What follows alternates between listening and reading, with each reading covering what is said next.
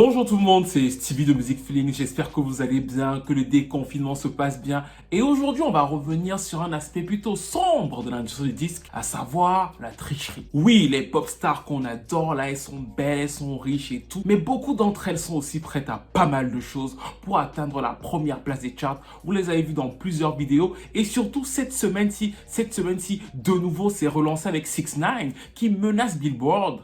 I'm gonna make this real quick because I'll be real disappointed if Billboard gets paid for number ones, somehow manipulate the charts. Parce qu'il se fait prendre la première place par Ariana Grande et Justin Bieber. On va expliquer pourquoi dans cette vidéo. N'hésitez pas à vous abonner, à liker, à commenter, à partager. Et surtout, il faut comprendre que c'est un thème qui va beaucoup plus loin en fait. Parce que quand on parle de tricherie dans l'industrie du disque, quand on parle dans ce cas-ci de bundle, donc à savoir donc de deal, il y a plusieurs personnes à mettre en cause, à savoir Prince.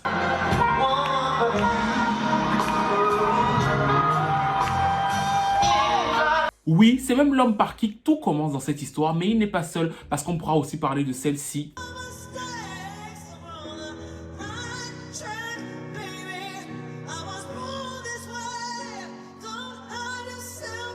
De celle-ci.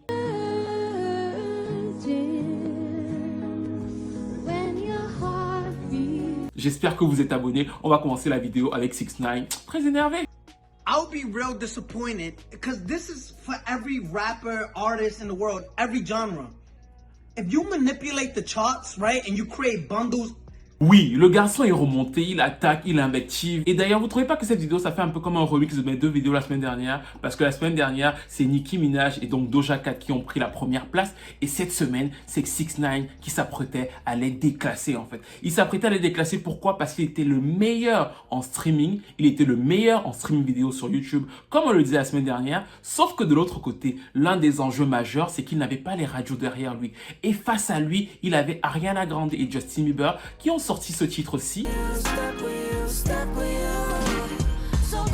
Et ce titre-ci était très fort en téléchargement légal. Il était beaucoup moins fort en streaming. Et surtout, de l'autre côté, il avait les radios. Et c'est donc comme ça qu'il est devenu l'adversaire principal de 6ix9ine cette semaine. 6ix9ine a toute la semaine essayé de faire des petits posts pour motiver ses fans pour avoir cette première place. Parce qu'encore une fois, c'est une combinaison de 3 choses pour avoir la première place au Hot 100 américain. Ce sont les ventes, les passages radio et les streams. Donc lui, il n'a pas de passage radio. Il essayait donc de maintenir son avance jusqu'au fameux jeudi.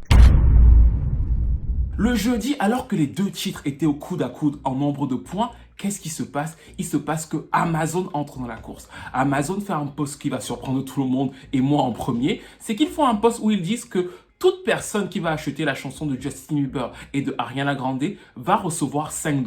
Oui, vous avez bien compris, 5 $. Parce que même moi, j'ai voulu acheter vu que c'était pendant quelques heures. Et surtout que le titre coûte 1 $. Donc c'est vraiment un bon deal. Tu achètes le truc et on te donne 4 $ après. 6ix9ine s'est tout de suite énervé. Il est allé dans sa story pour attaquer Billboard en leur disant que j'espère que vous n'allez pas truquer les chiffres. Et ensuite, dans la soirée, il a mis en story à ses fans, achetez la chanson au maximum, achetez 10 000 exemplaires. Et vous êtes sûr que la semaine prochaine, je vais vous donner un nouveau titre. Je suis pas sûr qu'un nouveau titre de 6ix9ine, c'est vraiment une bonne nouvelle, mais bon, pour ses fans, et d'ailleurs, ses fans, eux, ils ont kiffé parce qu'ils l'ont mis numéro 1 pendant quelques minutes. On a bien vu l'impact de son post, mais ce n'était pas suffisant. Ce n'était pas suffisant parce que, bien sûr, quand on offre 4 $ aux gens, les gens se jettent sur le fait de prendre 4 $, même si la chanson est nulle, en fait. Donc, ils ont acheté la chanson de Ariana Grande et de Justin Bieber jeudi, et ce qui se passe est donc vendredi. 6ix9ine vous le montre.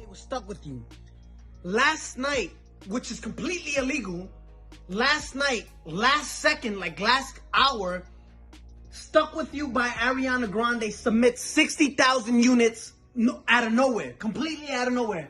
This is the forecast they sent every label. It puts Ariana Grande with Stuck With You at 43.7, which jumps 12 points. They went from being 5th place to 1st place out of nowhere, right? It puts Gooba 40 points. So Gooba never jumps to number 1, but Ariana jumps from number 5 to number 1. And then they post for a very limited time. So Billboard. bah en nombre de points, il est largement derrière eux alors qu'ils étaient au coude à coude et qu'il avait une chance de gagner dans la semaine. Bien sûr, là, il invective Billboard qui l'accuse de manipuler les chiffres et surtout, il dit quoi? Il dit que ce sont les labels qui ont payé Amazon pour pouvoir acheter la chanson et donc offrir à Justin Bieber son numéro 1. Ce n'est pas totalement faux, mais Amazon se défend d'une manière qui est plutôt la manière que beaucoup de gens aiment. Ils disent que le titre de Ariana et de Justin est en fait un titre pour une œuvre caritative en fait. Et donc pour soutenir cette œuvre caritative, ils proposent aux gens d'acheter la chanson. Et sauf que beaucoup de gens répondent, et de manière logique, pourquoi ne pas juste donner l'argent à l'œuvre caritative que de passer par ce moyen-là et d'offrir de l'argent aux gens qui vont acheter une chanson? Ça n'a pas de sens en fait, parce que finalement, ils donnent 4 dollars à des gens pour que ces gens-là donnent eux-mêmes 1 euro en passant par l'achat d'un titre à une association. C'est bien trop de complications et en ça, 6ix9ine a raison. Les bundle deals font du mal à l'industrie du disque. Ça fait des années qu'on le répète parce que ce n'est pas simplement dans l'industrie du single en fait. Dans l'industrie des albums, c'est encore plus fort et on retrouve souvent des batailles que vous connaissez bien, mais ça n'a pas souvent commencé par une bataille en fait parce que là, 6ix9ine tape sur Billboard. Mais il faut comprendre que Billboard suit pas mal de choses et le premier truc c'est que tout ça est parti d'une superbe idée de Prince en fait. Prince faisait son retour en 2004 avec un superbe album. Si vous ne l'avez jamais écouté, écoutez-le, ça s'appelle Musicology. Il fait son retour avec ce disque-là et en fait, il a une idée. Son idée, c'est quoi? Il est un artiste plutôt vieux. Il a une fanbase acquise qui va venir le voir sur scène. Il propose à Billboard d'offrir des disques aux gens qui vont venir le voir sur scène. C'est-à-dire que tu payes une place de concert et lui, Prince, derrière, t'offre son CD. Billboard se dit que c'est plutôt une bonne idée et donc ils acceptent. Et Musicology, qui sera l'album Comeback, le retour de Prince dans les charts, va bien se vendre aux États-Unis. Il va faire plus de 2 millions d'exemplaires, parmi lesquels 25% en fait seront des CD offerts gratuitement aux fans qui seront venus au concert. L'idée est plutôt bonne, elle est plutôt novatrice, mais petit à petit, Billboard va se rendre compte que ce n'est pas tout à fait juste. Oui, la règle va tout de suite être critiquée et surtout donc Billboard va revenir dessus avec une raison simple, c'est-à-dire que le consommateur n'a pas le choix. On lui offre tout de suite le CD et ils vont se dire que c'est quand même pas très fair par rapport aux autres artistes. Donc on va dire que maintenant, pour pouvoir faire ce truc-là, il faut qu'avant que le ticket ne soit vendu, le fan choisisse de vouloir l'album ou alors si c'est un lien de téléchargement légal, un lien iTunes, le fan choisisse de télécharger l'album en fait. Si l'une des deux choses ne sont pas faites, bah on ne va pas valider la vente comme un achat pour l'artiste. C'est-à-dire qu'ils vont mettre une difficulté qui va faire en sorte que pas mal de gens s'éloignent plus ou moins de cette règle pendant un certain temps.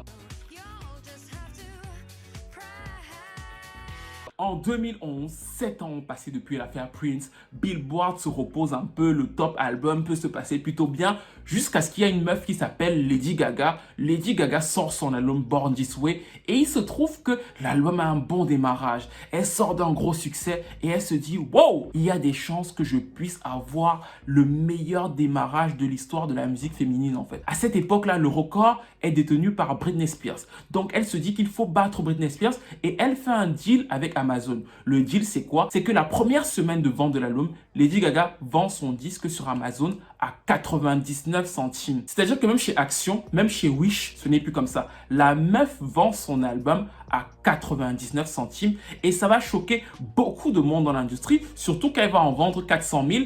Malheureusement pour elle, elle ne va pas réussir à battre le fameux record de Britney Spears. Il va y avoir beaucoup de mèmes où on va la voir jeter son album parce que c'était vraiment ça en fait. Elle liquidait son album au maximum pour pouvoir battre le record. Elle va en vendre plus de 400 000, mais elle ne va pas battre le record et surtout, elle va froisser Billboard en fait. Elle va tellement froisser Billboard qu'ils vont changer la règle. Ils vont dire que pour qu'un album dès la première semaine soit comptabilisé, il faut qu'il soit au moins vendu à 4,99 $ parce que dans le même temps, il y a un rappeur que vous connaissez bien. Jay-Z avait aussi essayé de vendre un de ses albums en première semaine à 3,99 €. C'est à partir de là donc que Billboard va se rendre compte qu'il y a un vide juridique parce qu'ils n'avaient pas pris la peine avant le digital de se dire qu'il fallait un prix minimum pour un album en première semaine en fait. Ils vont fixer ce prix et se dire que là, on va un peu respirer. Ils ne vont pas pouvoir respirer parce que cette fois-là, on va avoir Madonna.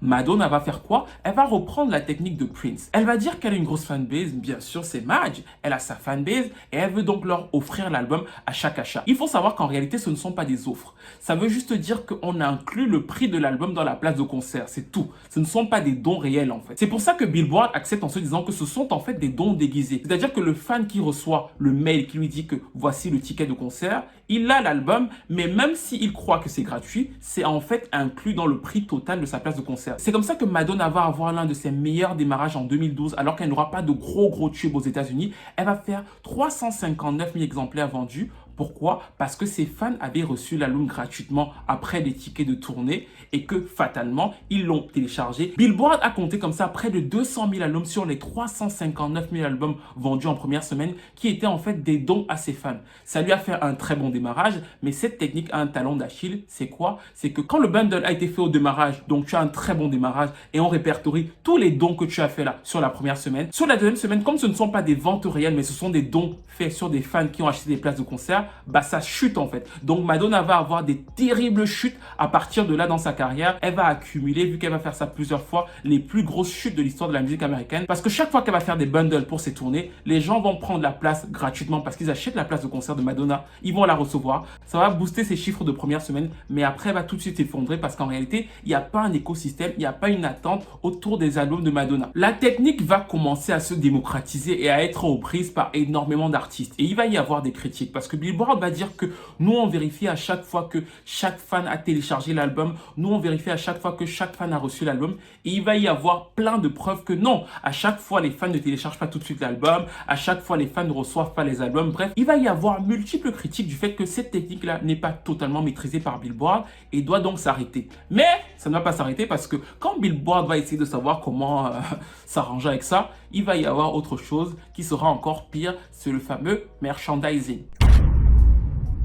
Le merchandising, c'est quelque chose que Billboard n'avait pas prévu et qui était encore pire.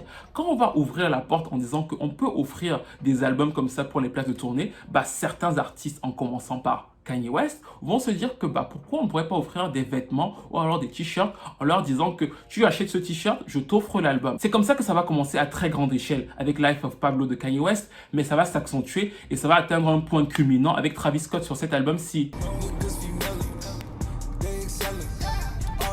Avec cet album Astroworld, Travis Scott était allé encore un peu plus loin avec une très bonne idée malgré tout. C'est-à-dire que dans le système, il s'est dit, je vais faire quoi? Je vais lancer sur mon site des pièces inédites. Ça dure à chaque fois 24 heures et les fans vont avoir envie de les avoir. Donc sur le site, tu viens et pendant 24 heures, tu as une pièce et tu veux absolument l'avoir. Et quand tu la prends, bah en fait, on t'offre l'album avec. Ça a duré une dizaine de jours et ça a très bien fonctionné. Il a fait un bon démarrage. Ça ne veut pas dire qu'il n'a pas vendu d'album, mais ça l'a quand même boosté au niveau des ventes physiques de son album. C'est donc là qu'a intervenu Miss Minaj.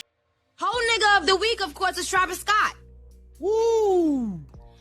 How are you selling something that does not have anything to do with your album, but it's being counted on Billboard as album sales? Nicki était très remontée parce que sur la seconde semaine de vente de Travis Scott et non la première, il l'a quand même battu. Et c'est là qu'elle s'était énervée dans ses fameux tweets où elle disait qu'il y avait de la tricherie, que Travis Scott vendait des vêtements et ce genre de choses et que ça avait créé toute une polémique. Certains la disaient totalement folle, d'autres disaient que c'était le Messie. Dans tous les cas, vous vous rappelez des mèmes quand elle se disputait avec bébé Stormy. C'était toute une polémique qui était en fait totalement inaudible. Pourquoi? Parce que c'était Nicki Minaj qui le disait à ce moment précis en fait. Les magazines de rap américains l'avaient noté. C'est-à-dire que quand elle le disait, quand on allait sur son propre site, on se rendait compte que Nicki Minaj aussi vendait son propre album à 5 $.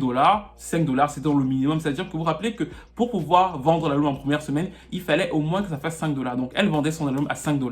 Et en plus, quand tu achetais l'album à 5 $, tu avais un poster et un abonnement Tidal gratuit. Elle ne s'arrêtait pas là parce que sur le même site, quand tu achetais un bracelet de 10 €, Nicki Minaj t'offrait son album. C'est-à-dire qu'elle aussi avait tout un merchandising qu'elle écoulait pour pouvoir vendre les albums. C'est pour ça que quand elle a lancé cette polémique, même si la polémique sur le fond était vraie, c'est-à-dire que Travis Scott vendait des vêtements et offrait les albums derrière, mais le truc c'est qu'elle aussi faisait la même chose, donc elle était totalement inaudible et même son amie Ariana Grande sur son site faisait la même chose parce qu'elle offrait un bracelet et quand tu achetais le bracelet, bah en fait, tu avais l'album. Ce que 6ix9ine décrit est donc tout à fait vrai, même si vous avez pu le comprendre. Ce n'est pas nouveau en fait. Ça fait longtemps et on aurait pu aller un peu plus loin dans d'autres cas que l'industrie fait face à pas mal d'artistes qui sont des superstars, qui sont géniaux et tout ce qu'on veut, et qui essaient toujours de contourner le système pour avoir les meilleures ventes, pour avoir les plus gros records. Et les associations avec Amazon ne datent pas d'hier en fait. Elles ont toujours existé. Vous avez pu le comprendre que même si là, dans le cas de 6ix9ine, c'est le classement single,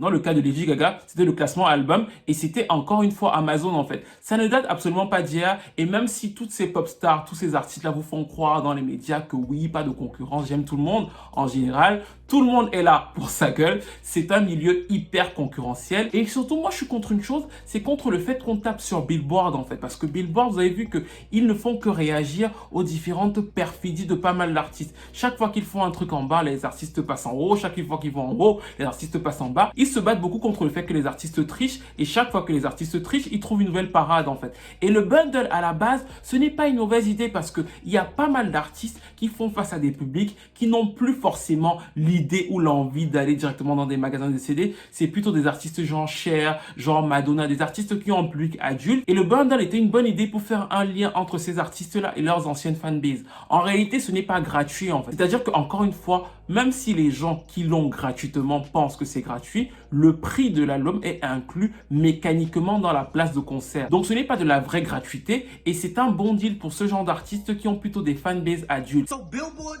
the world is watching and saying, why y'all cheat? If y'all doing this to every artist in the world, how can an artist that works hard get number one?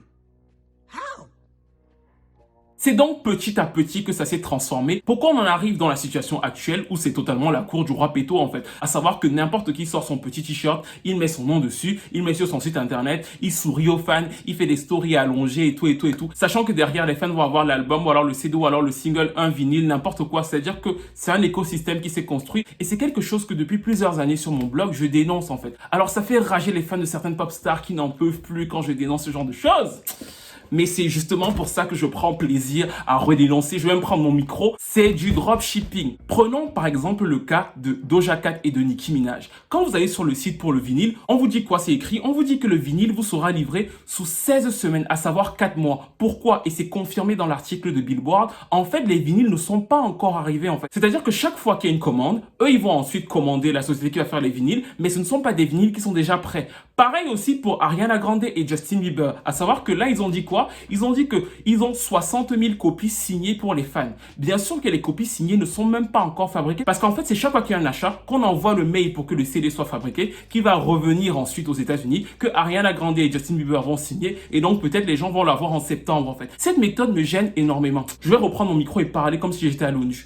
Cette méthode me gêne énormément. Pourquoi? Parce qu'en réalité, Billboard n'a pas la main mise sur ce qui se passe ensuite en fait. Bien sûr, là, on a comptabilisé les 20 000 ventes de vinyle de Doja Cat. On va comptabiliser aussi les 60 000 ventes de Ariana Grande et de Justin. Très bien. Maintenant, imaginons qu'il y a un bug. Et c'est vraiment sur cette partie-là que je veux que vous réfléchissiez. Dès la première semaine, les gens passent les commandes et on comptabilise ça. Mais ensuite, rendez-vous compte. Si par exemple, Ariana Grande décide qu'il y a un bug, on est en plein coronavirus, il y a une crise, n'importe quelle crise. Et elle dit donc que finalement, les commandes ne peuvent plus être faites. Elle n'a rien à faire. Elle rembourse ses fans, mais les ventes, les 60 000 ventes, ont déjà été comptabilisées par Billboard, vu que Billboard comptabilise la première semaine. Et c'est exactement le même problème avec Doja Cat et Nicki Minaj. À savoir que là, tout de suite, bien sûr que elles, comme d'autres d'ailleurs, ont eu le numéro 1 grâce au bundle la semaine dernière. Mais les gens n'ont toujours pas reçu leurs achats. Ils pourraient recevoir leurs achats peut-être en juillet, en juin, en août.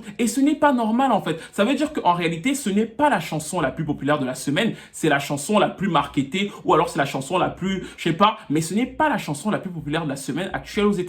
Et c'est vraiment sur ce point-là, le point du dropshipping, que depuis des années, je répète que Billboard devrait agir en fait. Il devrait y avoir une limite de temps dans la livraison, peut-être 5 jours, 7 jours ou dans la semaine. Comme ça, en fait, ça va limiter le fait que les gens puissent faire ce genre d'offres qui vont arriver dans 6 mois, 8 mois, 10 mois et qui ne reflètent en rien la popularité de la chanson sur la semaine en fait. C'est totalement différent parce qu'en plus, ce sont les fanbases qui se mobilisent, qui achètent, qui rachètent. Et c'est donc pour ça qu'encore une fois, 6ix9ine est totalement dans son droit, même si je ne pense pas qu'il gagnera en fait. S'il va face à Billboard, ce sera très difficile pour lui de se battre contre Ariana et Justin, parce que Ariana et Justin n'auront qu'à dire que nous on a vendu, il y avait un vidéo juridique, c'était accepté et ce sera accepté en fait. En plus, le manager de Ariana et de Justin, c'est Scooter Braun, c'est un as dans le game, c'est un vrai requin. Vous avez vu que Justin n'a pas eu de numéro 1 la dernière fois là avec Yummy, ils ont tout essayé. Cette fois-ci, ils étaient prêts en fait. Ils étaient prêts pour un single caritatif, ils ont mis toutes les options et là ça fonctionne. Je doute qu'à la dernière minute, parce que 6ix9ine se soit plaint sur internet, il fasse marche arrière ou alors il le laisse passer devant Billboard. C'est l'aspect un peu sombre du business, c'est l'aspect un peu plus requin de l'industrie musicale.